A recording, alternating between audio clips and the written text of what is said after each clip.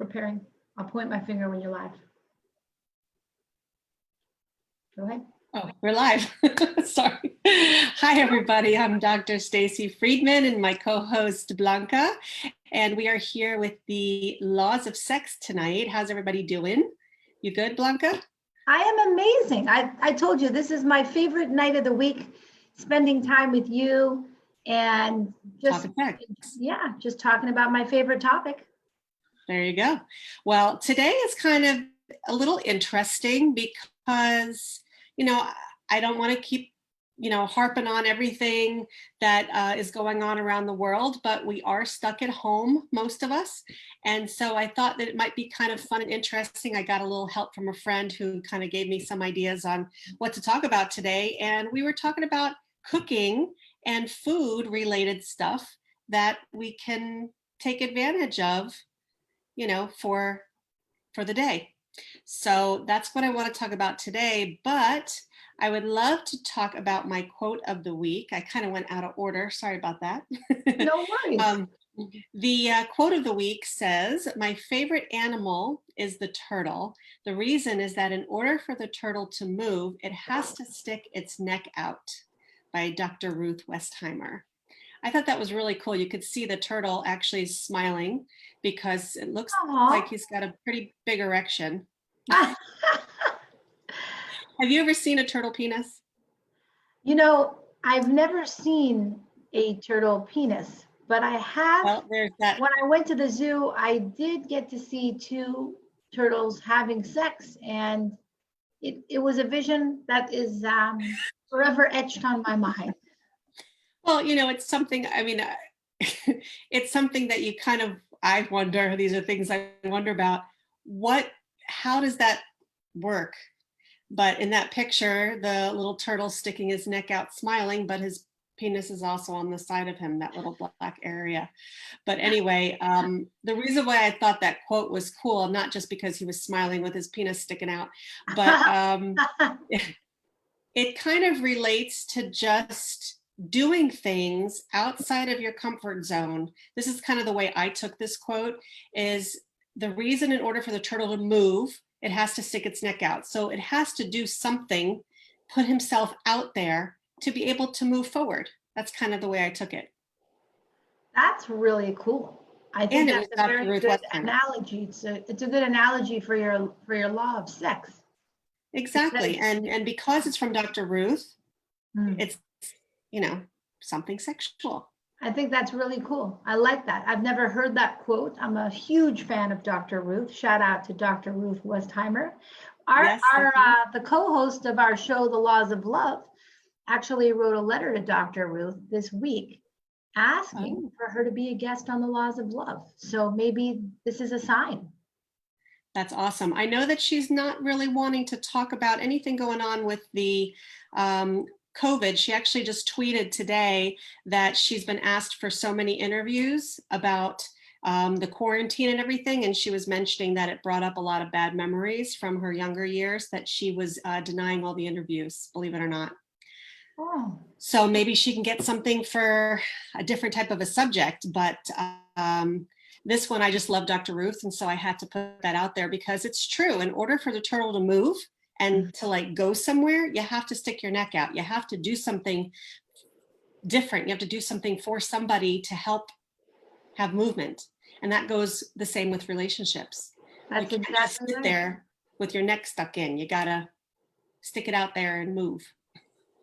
It's not easy to do that. It really isn't. No, it's not.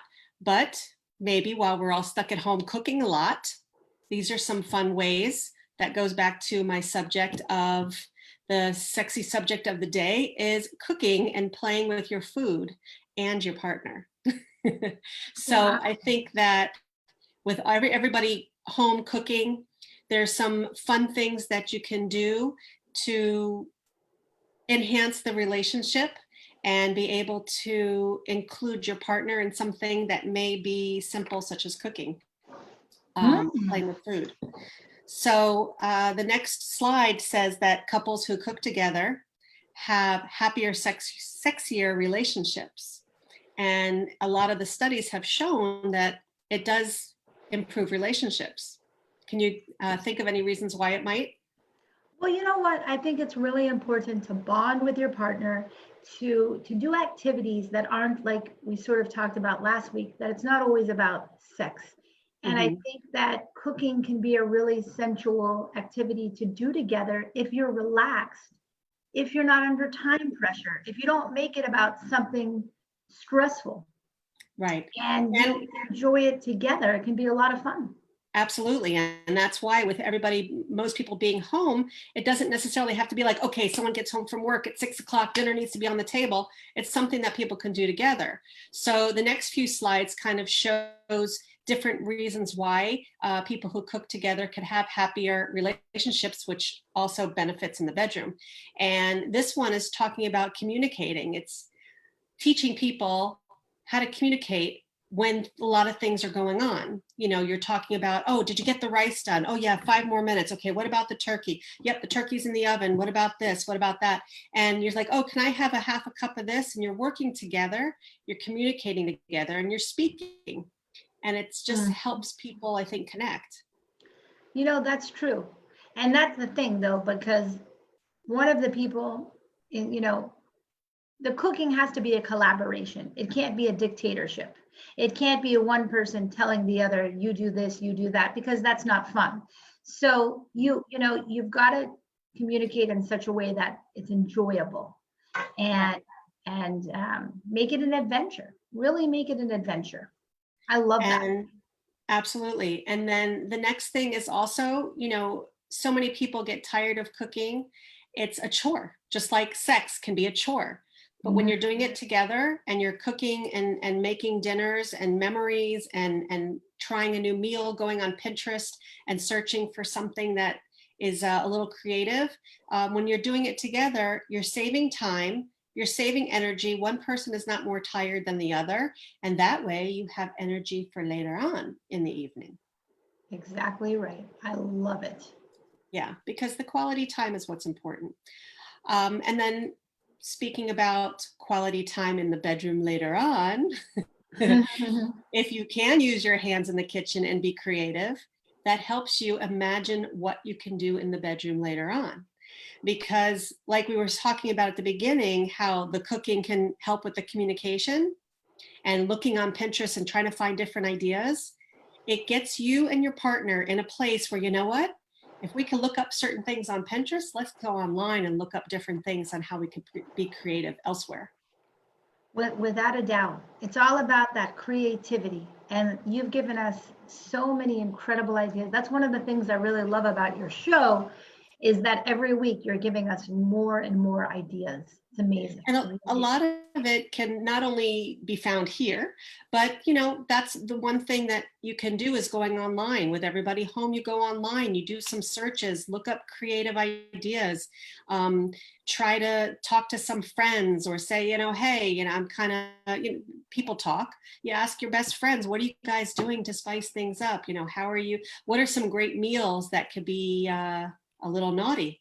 Which goes to the next one, is when you're engaging in a taste test, feeding each other while tasting your food or testing your food when you're in the meal.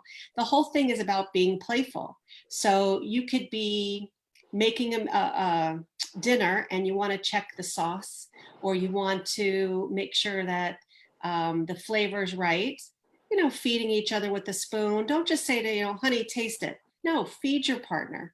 These are ways that you can start connecting, even if you have the kids around, because everyone's like, oh, well, I have kids. I'm not going to be, you don't have to sit there and like lick the spoon and dripping it all over your body in front of everybody. But you know what I'm saying? The difference between just taking it from the thing and tasting it and then having your partner do it instead.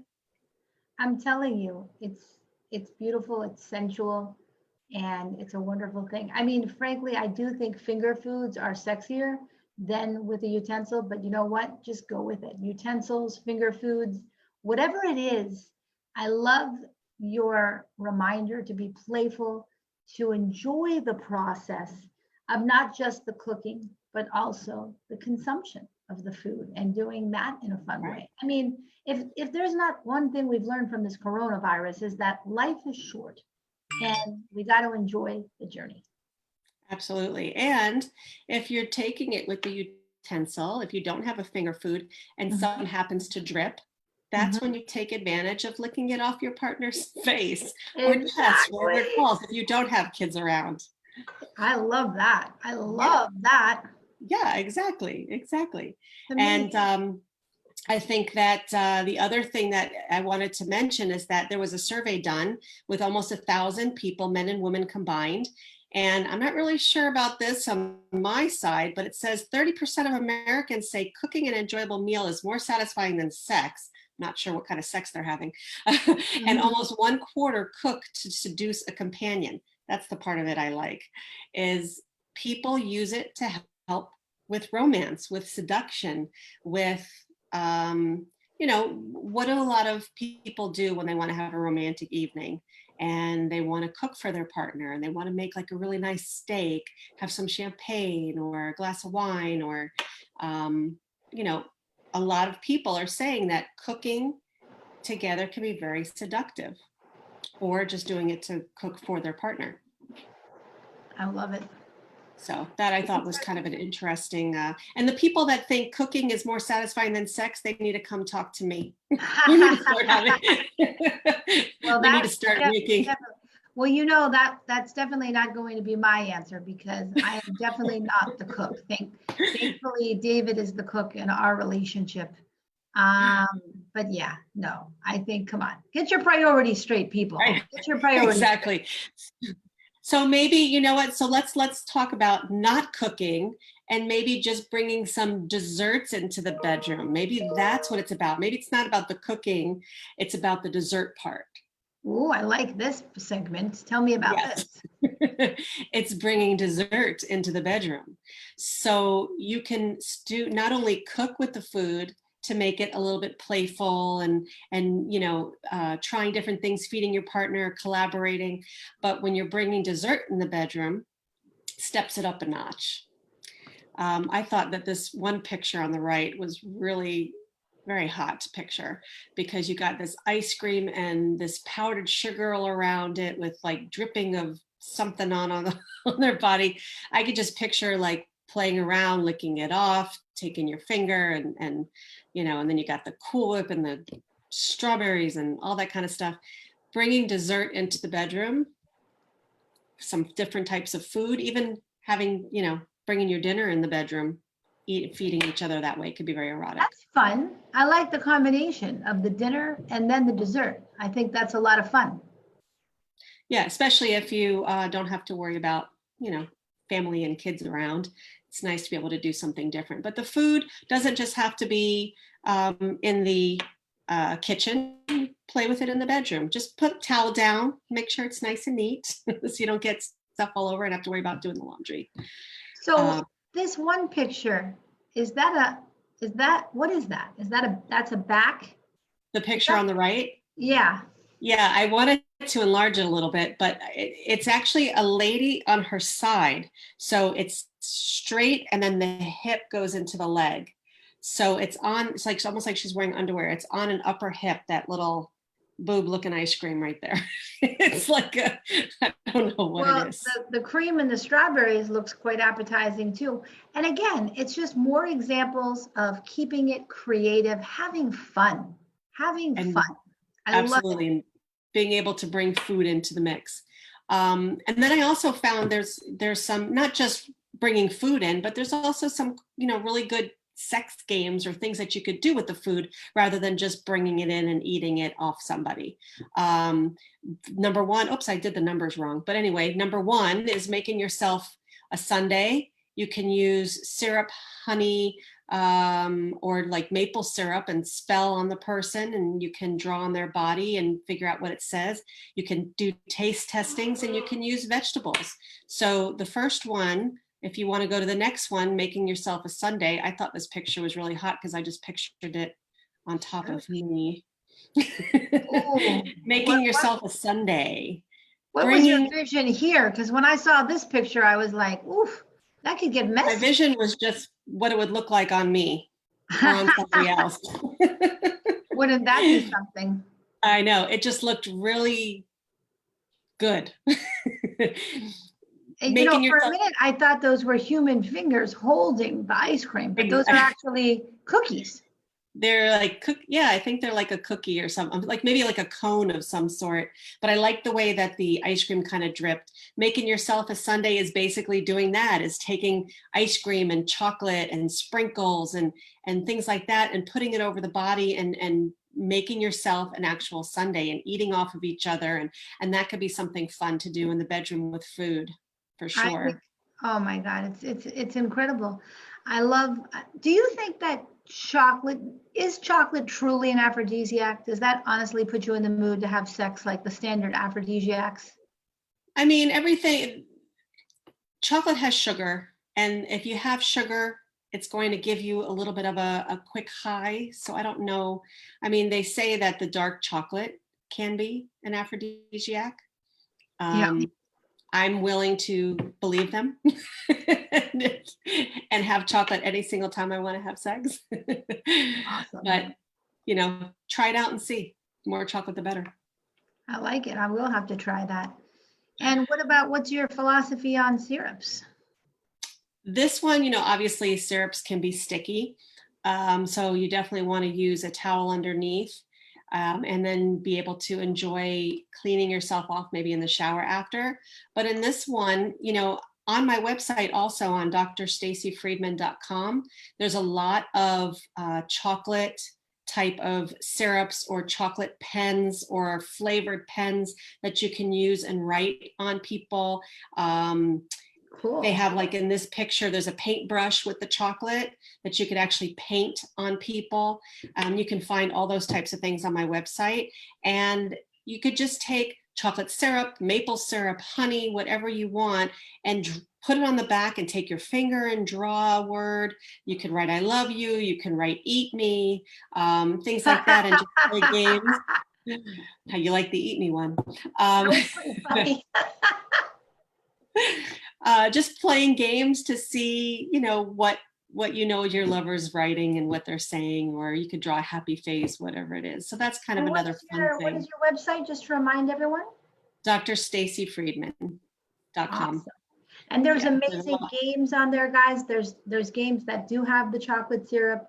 Are you still running your Corona promotion at this time? I am. It's going to go for a little while, and it's a COVID-19, COVID-19, 20% off of any order.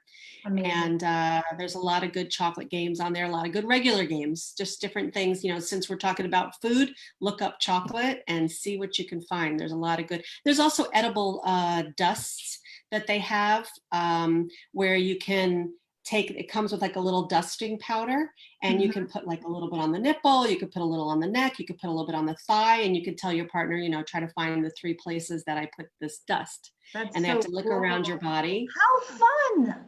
Now see, I've never heard of that. It's like a scavenger hunt on the human body. Yeah. Exactly.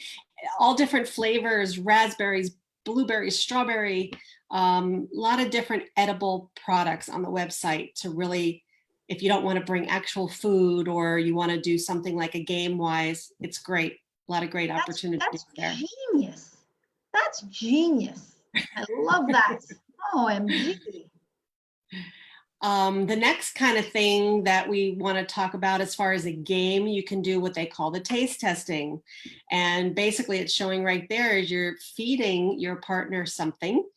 That's a very hot photo, by the way. I love that picture. It's a nice picture. Feeding each other, keeping yourselves blindfold, getting rid of one of your senses can make things a little bit more erotic. So you can use whipped cream, you can try pudding, you can try strawberries, bananas, try different types of foods and have your partner try to guess what the food is. Now that's really fun too. Gosh, you have so many amazing ideas. I just have to make sure I start putting everything into action. Now in this picture, you're making us go vegan? This is vegan, no meat allowed. This picture is for the people who want to be a little adventurous with their food. by using it in places that maybe food should or should not go. But it's important for many people to use protection even with vegetables, just to make sure that you don't get any bacterial infections. Really? Yes, Oh, because because like if you use a vegetable, you have to use protection? you don't have to, but you think about it, the foods do have bacteria, Yeah, you should be and so careful. It's unless, not, or at least scrub it really, really, really well. right, clean it, make sure it's very clean. You don't know what pesticides they put on things when they go into the grocery stores and things like that. So cucumbers, zucchinis, carrots. If you use a banana, keep the peel on. It's, Oh, I think that's yeah, self-explanatory, but be careful because it's not worth getting sick. I think right. protection is highly recommended. Now, what's your philosophy? Just a quick segue. Philosophy on protection. Do you think that a lot of men complain that protection ruins the experience for them? Is that a myth or is that a reality? Well, you know what? It's not just men, it's women too that are not too fond necessarily of protection. We do it to protect, because many times the women may not feel the warmth as much. The man may not feel the warmth as much because it is a barrier. But they have nowadays so many thin condoms and things that have ribs or, it's more important to be protected than it is to have to deal with an STI, sexually transmitted infection. Is there a brand that you recommend of protection, particularly as a? I mean, Trojan has always known itself to be a very good quality brand. They come in all different sizes. Not a lot of people, not everybody knows that they're in different sizes. So if you feel it's too tight, don't just say, oh, I can't wear, a condom. I'm gonna, not bother. They come in different sizes. They have so many. They have some with lube, some with spermicide, some with, I could do a whole thing on here about condoms. That could be a good show, actually. Gotta write that down. But yeah, they come in so many different things, and lambskin for people who have allergies to latex. The lambskin is one that has a little bit more closeness to actual skin. Perfect. I love it. But yeah, so the veggies you just want to make sure are very clean or just keep protected. So I added a new thing this week about sex facts. So every week I want to include some type of a fact or interesting thing about sex. And since we're talking about food today, I thought I'd bring up a sex fact about watermelon. Obviously, it's low in calories. 92% of it is made up of water. But the watermelon actually has a component called citrulline. And citrulline converts itself in your body to arginine. Arginine actually helps opening up some of the blood vessels in the body. Same thing that like Viagra does. It helps bring blood flow to your organs. And so what happens is when you're eating a lot of watermelon and you have all this citrulline changing to arginine, you're going to start feeling a little bit more blood flow in that area, which could help increase libido. Wow. Okay. And I didn't know that. I just actually recently learned that. So watermelon's going to be our new favorite fruit. I'm cutting it. Yeah, I'm cutting it up for dinner tonight. Watch out. It's going to be my dinner Watch dessert. out. You're married, right? Fiance. Yeah, soon. Hopefully. Your hopefully fiance this got year. that watermelon on purpose, didn't he? Exactly. Exactly. So that's an interesting fact. So eat lots of watermelon. Definitely. Well, we eat a lot of watermelon in this household. And now I understand all those effects, hindsight is 2020. Who would have known? Well, there's also a lot, the arginine with the watermelon, there's a lot of products that I sell that have L-arginine in it, which is a component that you can put like for clitoral reaction, you put it on the clit and it helps increase the blood flow to that area because it's actually in the gel. The arginine. I've never ever heard of this terminology. So that's a very unique sex fact. That's a great new segment for your show. And I love it because that's what I'm hoping to do. That's why I put that in there today. Yeah, you're always teaching us new things and it's good to know the terminology. It's good to know what causes the effects so that you can enhance your experience. I think it's amazing. Absolutely. I love it. Yes. So what's And since, what? yes, Yeah, today's Thursday. that's right. So I got my Toy Talk Oh, Toy Thursday. Talk Thursday, another incredible segment. I'm Now, in heaven. the reason why I chose glass dildos is because it can be used in the kitchen, meaning you can put it in the refrigerator or freezer and make it cold because it's glass. What? And yes, and I actually have an example here in that picture. You could see that the heart one, glass dildo. Yeah. So this one actually has its own little hiding cup. Are you trying to kill us? You want us to put the frozen dildo? Now, what's up with that? That does not sound optimally pleasurable. It doesn't have to be frozen. It could be cold. Plus, you could even put it in the microwave or put it in a pot of warm water, and it warms it up.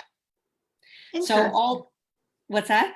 Interesting. Yeah, and so these, because they're glass, it's actually like a Pyrex.